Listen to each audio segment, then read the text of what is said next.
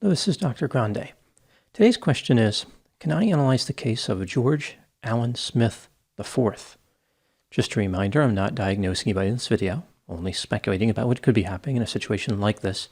If you enjoyed this video, please like it, subscribe to my channel, and consider supporting me on Patreon. I will put the link to Patreon in the description for this video. First, I'll look at the background of this case, move to the timeline of the disappearance, then offer my analysis. George Allen Smith IV was born on October 3, 1978, and grew up in Greenwich, Connecticut. His family had been in that area for a long time. His father owned a liquor store in Greenwich. His grandfather was a dentist and a horse breeder in the town. And his great-grandfather was a major league pitcher who taught math at a Greenwich high school for several years.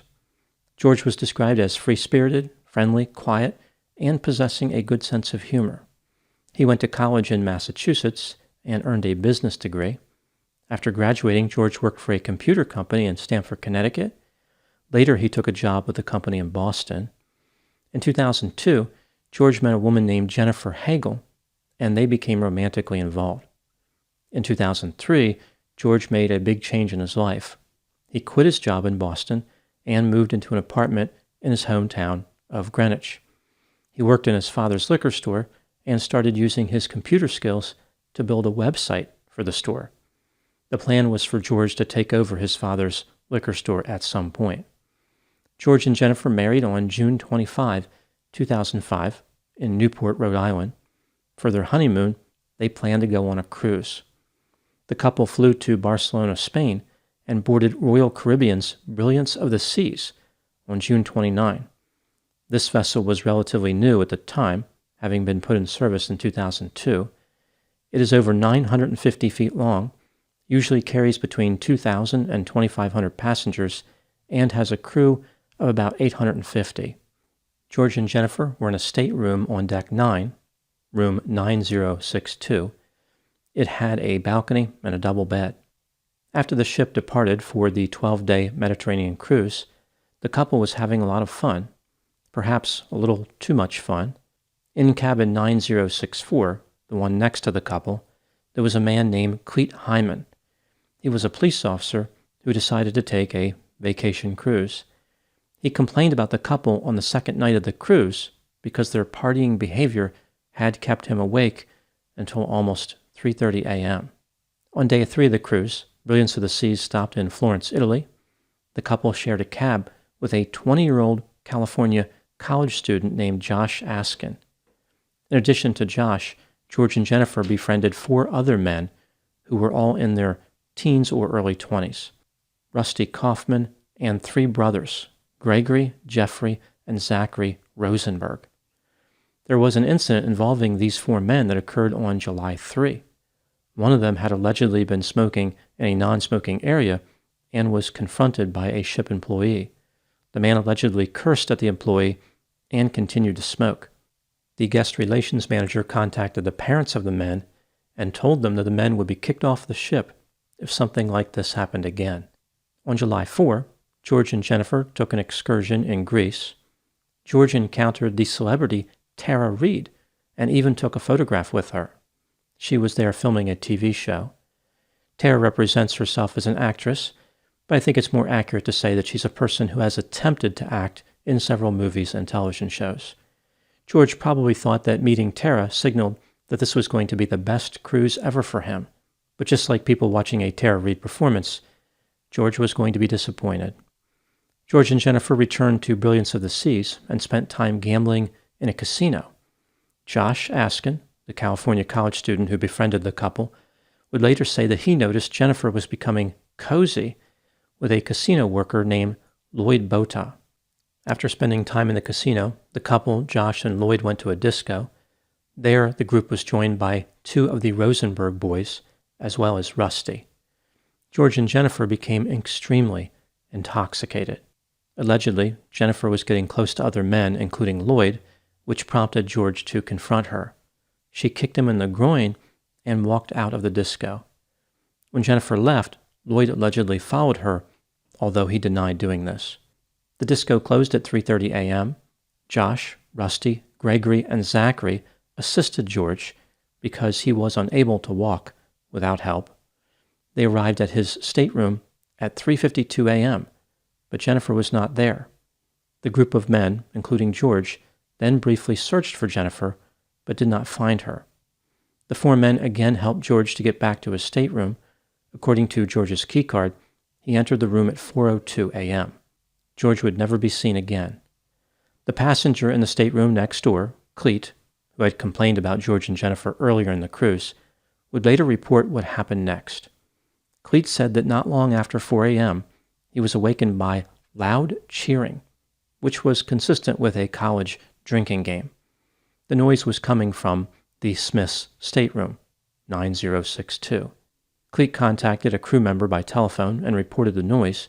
He was told that the crew would investigate. Cleet also banged on the wall between his stateroom and the Smith's stateroom. Later, he thought that some of the loud noises gravitated toward the door. It sounded as though at least one of the partygoers had left the Smith's stateroom, but Cleet did not look into the hallway. He based that only on what he could hear. At about 4:15 a.m., as Cleet was drifting in and out of sleep, he heard a loud argument on the balcony that lasted for about a minute. He couldn't tell what they were saying, but he could make out 3 distinct voices. After the argument, Cleet heard someone repeatedly saying the phrase, "good night," as if they were trying to get the other people to leave the stateroom. He heard the door to the Smith's stateroom close, and then looked out of his door. He saw 3 men. At this point, based on the observations made by Cleet, it's not clear how many people were in the Smith's stateroom. George had been accompanied by 4 men originally. Cleet saw 3 men leave, but that doesn't mean the 4th man did not leave as well. It's also possible that the 4th man left the room several minutes earlier. Again, Cleet heard activity consistent with that prior to hearing the argument on the balcony. After seeing the 3 men leave the room, Cleet continued to listen. He heard one person talking in a conversational manner, then heard movement as if somebody was going through drawers and cabinets. This continued for about 8 minutes. There was a brief period of silence. Then Cleet heard what he described as a horrific thud. This was between 4:20 and 4:25 a.m. The noise was so intense that Cleet felt his bed vibrate. After this, there was only silence. Cleet could normally hear when people operated the door of the Smith's stateroom, but he didn't hear anything. Therefore, it doesn't appear as though anyone walked out of the room after Cleet heard the horrific thud. There was a canopy 2 decks below the Smith's stateroom. Investigators believe that the sound Cleet heard was George slamming into that canopy after going over the balcony railing. As all this was going on with George, Jennifer was having her own misadventure on the ship. After leaving the disco, she ended up walking into an alcove at the end of a corridor. She then passed out on the floor. Jennifer claimed that she had no memory of anything after leaving the disco. Security found her just after 4:30 a.m. They used a wheelchair to bring her back to her stateroom, arriving at 4:57 a.m. They guided her to her bed. None of these security guards noticed anything in the stateroom which was unusual, like no evidence of a struggle. Jennifer woke up at around 8 a.m. She noticed that George wasn't there, but was not concerned. She stated that he had slept outside of the stateroom on at least one other night. Jennifer went to a massage appointment at 8:30 a.m. Around this time, a few passengers notified the crew after seeing a blood stain on the canopy below the Smith's stateroom balcony. Not long after this, the crew realized that George was missing. In addition to a large blood stain on the canopy, presumably caused by George hitting it, there was a smaller blood stain right below that. It was consistent with fingers grabbing onto the edge. It appears as though George tried to hang onto the canopy after hitting it, but was not successful. The Turkish police investigated George's disappearance and determined it was an accident. His body was never recovered and presumably never will be. The ship continued on its way. On July 8, a 20-year-old woman reported to a nurse on the ship that she was the victim of an assault of a sexual nature. The woman said that Rusty and the 3 Rosenberg boys were responsible. No one was ever charged in connection with this allegation. The Italian authorities said that there was no evidence of a crime. The FBI investigated George's disappearance, but closed the investigation without taking action. Jennifer Hagel accepted $1.1 million from Royal Caribbean. In October 2009, Jennifer married a financial advisor. They went on to have 2 daughters. Just over 10 years later, in December 2019, Gregory Rosenberg was murdered in front of his home in Davie, Florida. The police suggested that he was targeted.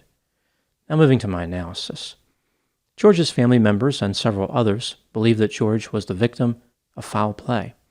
They think that perhaps one of the young men had something to do with his death. It would appear as though the authorities are satisfied that George's death was accidental. Let's take a look at the evidence both for and against the idea that foul play was involved in George's death, starting with the factors that support this theory. Several hours before George disappeared, when he was at the casino, a few witnesses said that he was bragging about having $50,000 in cash in his room. This could have supplied a motive for murder, even though George did not have this amount of money in his room. 4 men accompanied George to his stateroom not long before he disappeared: Josh, Rusty, Gregory, and Zachary. Some of these men had been involved in bad behavior during the cruise and were eventually thrown off of the cruise after the allegation was made by the 20-year-old woman. The vacationing police officer, Cleet, heard an argument that took place on the balcony of the Smiths' stateroom. He later saw 3 people leave the room, then heard a noise that was probably caused by George slamming into the canopy below the balcony. This makes it seem as though one of the men stayed behind, and that man could have thrown George off the balcony. There was a small amount of blood on the sheets in the Smiths' stateroom. 4 men said that after they left the stateroom, they went back to their own staterooms and ordered room service. There is no record of a room service order for these men. One of the men, Gregory Rosenberg, had a criminal history and was later a murder victim. After George disappeared, 3 of the 4 men talked about him as they recorded themselves on a video camera which they passed around. One of the men flashed gang signs and said something like, "I told you I was a gangster." Now moving to the factors that contradict the theory that foul play was involved in the death of George Smith. Cleet saw 3 of the men leaving before he heard the sound of George hitting the canopy. This means that only one of the original 4 men could have been in the stateroom when George traveled over the balcony. If that man killed George, why wouldn't the other 3 men who departed the stateroom implicate him? It's not like they were in this together. They could have easily separated themselves from that person and gone on their way. Why would they all want to take the fall for the behavior of one person? According to Cleet, he heard sounds before the argument which were consistent with one of the men leaving. This means that there may not have been anyone else in the stateroom when the 3 men left, except for George. He was in there alone. Even if one of the men was in the stateroom with George when he traveled over the balcony, that doesn't mean that the man killed him. George was intoxicated. He could have fallen off by himself. Furthermore, the order of the sounds doesn't make sense if the man's motive to kill George was money. Cleet heard the sounds of cabinets and drawers being opened prior to the sound of George hitting the canopy. If money was not the motive, what was? Why would the man have thrown George off the balcony? The cabinet and drawer noises may have been George looking for a cigar. He had smoked a cigar on the balcony earlier in the cruise. So he looked for the cigar, he found it, he went out to the balcony, and then he fell off. After George disappeared, the crew noticed an imprint on the balcony railing consistent with somebody sitting on the railing. In addition, the back of a balcony chair was positioned up against the railing, as if George had used the chair to step onto the railing. There were no signs of a struggle in the Smiths' stateroom. There was blood on the sheets, but it was a very small quantity, not consistent with a fight. When considering all the evidence in this case, do I think that foul play was involved in the death of George Smith? No. I think the 4 men were innocent. George sat on the balcony railing and lost his balance. He caused his own death by accident. If George was murdered, which I think is unlikely, there is no way to know who did it. Cleet never said one way or the other if he could identify the three men, so it's not clear which one of the men even had a chance of being in the stateroom with George. Now moving to my final thoughts.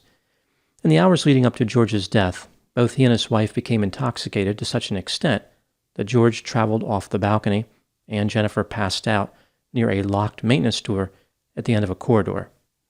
Theories about a few rambunctious young men do not explain George's death better than alcohol. The case can be summed up in this way. A betrothed couple boarded a boat for their blissful honeymoon and began a bewildering bout of bad behavior involving a barrage of boozy beverages. The beautiful bride buckled on a bitter, brutal bottom as her beau blasted from a balcony, bounced over a barrier, and breezed into the deep blue briny. Some believed that boisterous boys bore blame for the bungle, but the blame lay on the blend of booze and brash decisions. Those are my thoughts in the case of George Allen Smith IV. Please put any opinions and thoughts in the comment section. They always generate an interesting dialogue. As always, I hope you found my analysis of this topic to be informative. Thanks for watching. So I have one more alliteration for this case, and I didn't want to use it because it's not really perfect. None of them are really perfect, but it involves the word cocktails instead of alcohol, and technically the couple drank wine, so it's kind of like a backup I had. I'll read it here anyway. A couple cruised for their honeymoon and commended a cycle of careless conduct characterized by the copious consumption of cocktails. The bride collapsed on a cold, hard surface as her companion careened from a cabin, crashed into a canopy, then collided with the sea. Critics contended that chaotic chaps may be culpable for the catastrophe, but the cause of the calamity was clearly the concoction of alcohol and cavalier choices.